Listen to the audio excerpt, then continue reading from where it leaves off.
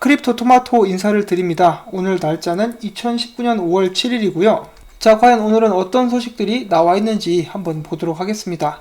어제 트럼프 대통령의 중국 무역 전쟁 관련 발언 때문에 미국 증시가 크게 흔들리지 않을까 하고 생각을 해봤는데 이제 약간 떨어진 상태에서 일단 장이 마감이 되었고요. 비트코인에는 이렇게 큰 영향을 끼친 것 같지는 않습니다. 지금 현재 계속해서 횡보를 해주고 있는 모습이 보여지고 있는데 그 와중에 이더리움은 혼자 살짝 올라간 그런 모습이 보여지고 있습니다. 왜 올라갔느냐? 바로 이 기사 때문이라고 볼 수가 있겠는데요. CFTC에서 이더리움 선물 계약 승인 용의가 있다. 자, 그런데 제가 이 기사를 읽으면서 이제 한 가지 바로 눈에 띄는 거, CFTC 관계자를 인용했다. 한마디로 이제 익명의 소식통이다. 이런 식으로 볼 수가 있겠죠. 100% 확실한 것은 아닌데도 이제 힘을 받아가지고 오늘 꽤 상승한 모습을 보여주고 있습니다.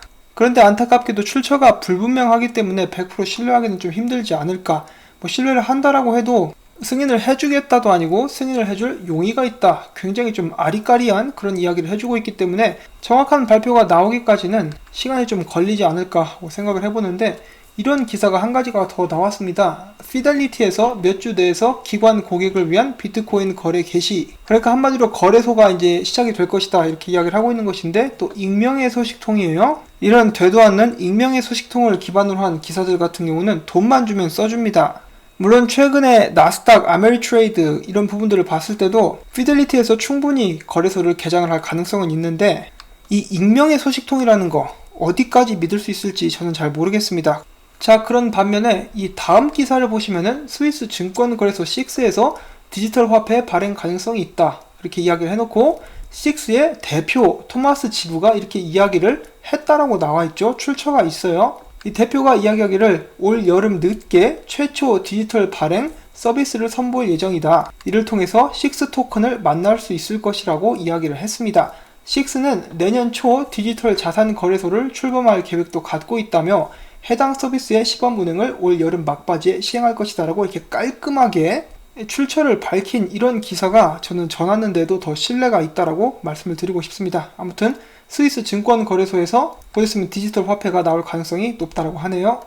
데이터 분석 기관인 데이터라이트의 보고서에 따르면 글로벌 전 세계에서 상위 100개 암호화폐 거래소를 이용하는 사람들 중에 한국인이 573만 1,772명으로 3위를 기록을 했습니다. 한편 미국과 일본이 1위와 2위를 차지를 했습니다. 정말 신기하죠? 이제 암호화폐 같은 경우는 이제 나라에서 장려를 하지 않는데도 불구하고 정말 많은 대한민국의 국민들이 암호화폐 거래를 하고 있습니다. 여러분들 주변에 이제 암호화폐 거래 안 하는 척 하지만은 이제 몰래 집에 가가지고 하고 있는 사람들이 꽤 있다는 소리죠. 자, 언제쯤 이 대한민국에서 암호화폐 투자자들이 어깨를 펴고 우리가 암호화폐 투자를 하고 있다라고 이제 당당하게 말할 수 있을지 개인적으로 그날이 하루빨리 올 수 있기를 바라봅니다. 자, 다음은 비트코인 캐시에 관한 소식이 한 가지가 있습니다. 비트코인 캐시 암호화폐 지갑 하나가 비트코인 캐시 트랜잭션 절반 이상을 차지하고 있다라는 그런 소식인데 최근 한 달 동안 비트코인 캐시 전체 트랜잭션 절반 이상이 단 한 개의 암호화폐 지갑 주소에 의한 것이었다는 주장이 제기가 되었습니다. 해당 계정은 올해 4월 8일 얼마 안 됐죠. 이제 운영을 시작한 후 58만 7천 건 이상의 트랜잭션을 수행을 했습니다. 이것은 거의 절반에 달하는 수치이고요. 이러한 현상을 보고 누군가는 네트워크를 실제보다 훨씬 활발하게 보이도록 하기 위해서 의도적으로 트랜잭션 수를 증가시키려고 한 것으로 보인다는 그런 의견이 나왔었고, 다른 한편에서는 비트코인 캐시의 저렴한 수수료 때문에 개발자들이 게임 테스트 등에 많이 이용하기 때문에 나타난 현상이다라고 이야기를 하고 있습니다. 자, 아무튼 이런 상황이 있다라는 거 여러분들께 전달을 해드렸고요. 자, 그 다음은 윙클보스 트윈즈에 관한 소식이 있습니다. 이 제미니 거래소의 창립자들이죠. 윙클보스 쌍둥이 형제가 이번에 암호화폐 채굴에 과잉 공급된 천연가스를 이용하는 기업에 투자를 했다라고 이제 발표가 나왔습니다. 최근에 천연가스 과잉 공급으로 인한 환경 문제가 제기가 되고 있는 상황에서 이 회사의 기술은 천연가스를 암호화폐 채굴용 전기로 활용함으로써 문제 해결에 도움이 될 것으로 평가를 받고 있다고 하는데 이제 굉장히 좋은 그런 투자라고 볼 수가 있겠죠. 비트코인 채굴 때문에 전기세 그리고 환경 파괴의 주범이 될 수 있다는 그런 우려가 나오고 있기 때문에 이런 부분을 개선할 수 있는 아주 좋은 그런 투자라고 볼 수가 있겠습니다. 자, 모바일 결제 애플리케이션 제우스가 이번에 비체인을 지원을 한다라고 하죠. 그래서 앞으로 유럽 사용자들은 이를 통해서 애플페이와 삼성페이 가맹점에서 비체인 토큰으로 결제를 할 수 있게 되었습니다. 비체인 코인으로 결제를 할 수 있게 되었습니다. 말레이시아 증권소에서 주식 대차의 블록체인 개념 증명 도입을 시행을 한다라고 밝혔고요. 미국의 화이자 제약에서 마찬가지로 블록체인 프로젝트 메디레저에 합류했다는 소식이 나왔습니다.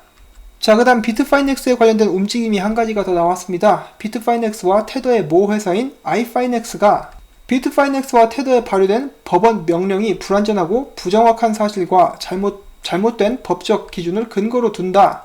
그래서 지금 계속되는 사기나 피해자가 없는 상황인데 왜 존재하지 않는 피해자를 구제하기 위해서 극단적인 처리 명령을 하고 있느냐. 이 법원 명령을 빨리 철회해달라고 요구를 했습니다. 과연 들어줄까요? 안 들어줄 가능성이 더 크겠죠. 자, 그런데도 불구하고 여러분들이 코인마켓캡을 보시면은 이 테더가 비트코인 다음으로 두 번째로 거래가 가장 많이 되고 있는 그런 코인입니다. 테더가 정말 미심적인 것은 사실인데 만약에 테더가 망한다 그러면은 이제 굉장히 큰 파장을 초래할 수가 있겠죠. 자, 아무튼 이 테더 사태는 하루빨리 해결이 될 수 있기를 한번 바라보도록 하겠습니다. 계속되는 비트파이넥스 관련된 소식, 코인마켓캡에서는 비트코인 가격 평균치를 낼 때 비트파이넥스에서 나오는 그런 가격이라든지 그런 것을 제외하겠다라고 밝혔죠. 왜냐하면 프리미엄이 너무 강하게 붙었기 때문입니다. 자, 암호화폐를 이용해서 송금을 하는 것과 비교를 해봤을 때 페이팔 같은 경우는 암호화폐를 사용했을 때보다 송금 수수료가 무려 30배 이상 더 비싼 것으로 나타났습니다. 더 느리기도 하고요. 페이팔 같은 경우는 선택을 해야 될 것 같습니다. 블록체인 기술을 받아들이든지 암호화폐를 받아들이든지 아니면은 망하든지. 그동안 많이 헤쳐 드셨으니까 이제 좀 양심을 가지고 사업을 할 수 있기를 바랍니다. 자, 최근에 이런 발언을 하는 사람들이 종종 있죠. 비트코인 초기 투자자 맥스 카이저, 그러니까 비트코인의 열렬한 지지자라고 볼 수가 있겠죠. 이 사람이 이야기하기를 비트코인의 시장 점유율은 지속 상승할 것이고, 그러면서 비트코인 시세가 10만 달러까지 상승하게 되면은 비트코인을 제외한 모든 암호화폐들은 사라지게 될 것이다. 아니, 이게 무슨 개똥 같은 소리인지는 모르겠는데 비트코인 도미넌스 올라가는 건 올라가는 거고, 실제로 암호화폐들이 프로젝트에서 사용이 되고 실사용에서 우리 생활 속에서 사용이 되는 암호화폐들은 당연히 살아남겠죠. 쓰고 있는 걸 억지로 뺏을 거야, 어쩔 거야. 이 되도 않는 헛소리라고 저는 말씀을 드려보고 싶습니다. 그리고 비트코인 가격이 올라가면은 다른 암호화폐들 가격도 올라가게 될 것이고, 언제까지 비트코인이 대장 자리에 있을지 그것도 장담을 할 수는 없겠죠. 미래에서 타임머신 타고 오신 분이 있으시다면은 이제 저에게 연락을 주시기를 바랍니다. 그게 아니라면은 이제 호언 장담은 좀 자제를 해주시기를 바라고요. 자, 그 다음에 전 세계적인 컨설팅 업체죠. KPMG에서 정말로 그들이 생각했을 때 중요한 암호화폐가 있다. 4가지를 꼽았는데 어떤 암호화폐들이 있는지 잠깐 보면은 첫 번째로 비트코인, 두 번째로 리플 XRP, 세 번째로 이더리움, 네 번째로 아이오타를 뽑았습니다. 이 수많은 암호화폐들 1500개 이상이라고 하죠. 그 중에 97% 정도는 사라질 것이라고 하는데 여기서 뽑은 4개의 암호화폐 특징들을 잠깐 보면은 기사에서도 이야기를 하고 있지만 비트코인 같은 경우는 가치의 저장 수단, 그리고 이제 첫 번째 암호화폐라는 상징성, 리플 XRP 같은 경우는 국제 송금을 하는 데 있어서 혁신적인 그런 부분을 가져올 수 있다. 같은 맥락에서 이더리움 같은 경우는 스마트 컨트랙트에 특화된 그런 모습을 보여주고 있었고, 아이오타 같은 경우는 블록체인 기술을 기반으로 한 자동화, 사물 인터넷이라고 하죠. 그쪽에 또 거대한 혁신을 불러오게 될 암호화폐다라고 이야기를 하고 있습니다. 이런 식으로 명확한 목적을 가지고 있지 않은 암호화폐들은 결국은 다 도태돼서 사라지게 될 것입니다. 단순한 짧은 기간의 투기 수단에 불과하다는 것이겠죠. 그렇다고 해서 여기 있는 4개의 암호화폐만 살아남을 것이냐? 그런 것은 절대로 아니기 때문에 오해는 하지 않으시기를 바랍니다. 자, 그 다음 소식은 애플사의 스마트워치에 관한 소식인데요. 이 스마트워치의 비트코인 지갑을 생성함으로써 비트코인의 라이트닝 지불이 가능해진다, 이런 소식이 나왔고요. 이 블루 월렛이라는 회사에서 진행을 하고 있는 이 프로젝트를 통해서 애플 스마트워치에서 비트코인을 받을 수도 있고 이 지갑 내에서 QR코드를 생성하는 것도 가능한 것으로 알려져 있습니다. 지금 이 앱은 출시가 된 상태이고요. 아이튠 스토어에서 다운로드가 가능합니다. 자, 그 다음에는 비트코인이 어떤 식으로 움직이고 있는지 잠깐 보려고 합니다.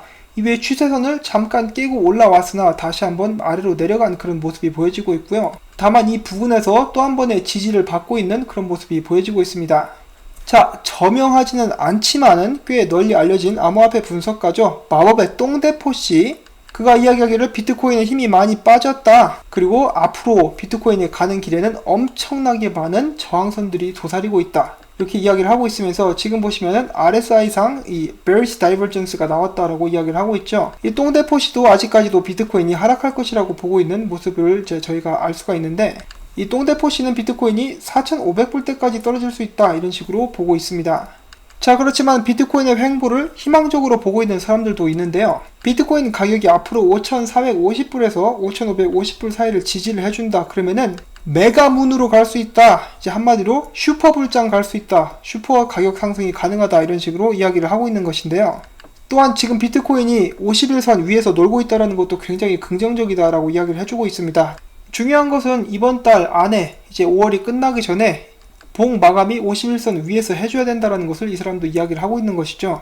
자, 과연 그렇게 할 수 있을 것인지 할 수 없을 것인지, 봉 마감이 가능하다 그러면은 이제 큰 상승을 이끌 수 있는 여지가 보여지고 있다라고 하니까 두 눈을 크게 부릅뜨고 한번 노려보면서 지켜보도록 하겠습니다. 이와 동시에 저희가 또 한 가지 참고를 해볼 수 있는 지표가 있죠. 바로 비트코인 숏 포지션입니다.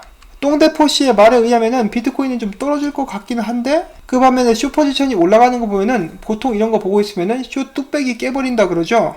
오히려 숏에 거는 사람들이 많기 때문에 상승을 시켜버릴 것이다 라고 사람들은 흔히 생각하기도 합니다. 자, 과연 이번엔 숏이 승리하게 될지 롱이 승리하게 될지, 누가 승리하게 되든 이기는 편 우리 편이죠. 각각 상황에 맞게 이렇게 잘 대응을 하도록 준비를 해야겠습니다. 자, 이 다음엔 좀 재밌는 소식 몇 가지 보도록 하겠습니다. 그동안 잠잠했었던 존 메가피 삼촌이 다시 한번 이제 트윗을 날렸는데요. 이번에는 그가 자신이 만든 앱을 들고 나왔습니다. 이 앱의 이름은 존 메가피의 비트코인 플레이입니다. 굉장히 유치하죠? 그런데 아이디어 자체는 굉장히 좋습니다. 이 앱을 사용하게 되면은 암호화폐 전반적인 그런 상식 퀴즈가 나오게 되는데, 그 문제들을 맞춘다 그러면은 비트코인을 보상으로 받는 그런 앱이라고 합니다. 또한 이 앱에는 가정용이 있고 성인용이 있다라고 해요. 이 성인용 버전으로 플레이를 할 경우 존 메가피의 쌍욕을 그의 목소리로 들을 수 있다라고 합니다. 예를 들어 문제를 틀리면은 이것도 못 맞추냐 이 삐삐삐 같은 놈아 라고 할 수도 있겠죠. 자, 아무튼 관심 있으신 분들은 이 앱을 다운을 받으셔가지고 문제도 맞추고 존 메가피의 쌍욕도 들어보고, 또한 결정적으로 비트코인을 얻을 수 있는 그런 계기가 되었으면 좋겠습니다. 그 다음엔 정말 웃긴 짤 하나를 가지고 왔는데요. 여기는 바로 남자 화장실 안입니다. 이 소변기에서 이제 볼일을 볼 때 앞에 이제 광고를 달아놓는 경우가 종종 있는데, 바이낸스 광고가 나오고 있죠. 근데 이것을 바이낸스 측에서 만든 것이냐? 그렇지는 않은 것 같습니다. 왜냐하면은 이게 추천 아이디가 있거든요. 그래서 자신의 아이디로 가입을 하면은 본인에게 토큰이 주어지기 때문에 이런 광고를 하는 것이 아닌가 하고 생각을 해보는데, 이 QR코드도 이렇게 직접 만들어 놨습니다. 어떻게 보면 아이디어를 써서 수익을 내려고 하는 그런 모습이라고도 볼 수가 있겠네요. 저희가 이렇게 생각을 조금만 한두 번 해보면은 의외로 돈을 벌 수 있는 그런 방법들이 많이 있는 것 같습니다. 여러분들도 아이디어를 내셔가지고 이렇게 조금씩 소소하게 수익을 볼 수 있는 그런 방편을 한번 만들어보는 것은 어떤가 하고 생각을 하면서 오늘 영상을 여기서 마치도록 하겠습니다. 제가 오늘 전달해드린 이 정보와 소식들이 여러분들께 도움이 되셨다면은 제가 계속해서 이렇게 채널을 유지하고 앞으로도 좋은 소식 전달을 하기 위해서 수고했다는 의미로 광고 시청을 처음부터 광고가 끝날 때까지 꼭 부탁을 드리도록 하겠습니다.